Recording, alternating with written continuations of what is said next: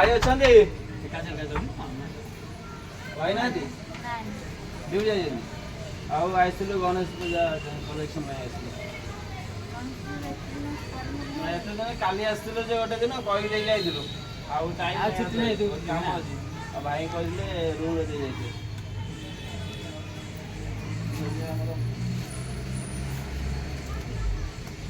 ସବୁ କଲେକ୍ସନ ହେଇଗଲାଣି।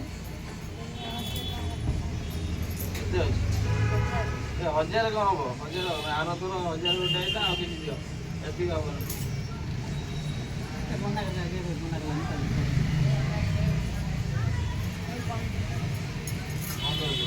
ହେଲାନି ପକାଅ ଟିକେ ବଡ଼ ଆକାର ହେଉଛି ତ।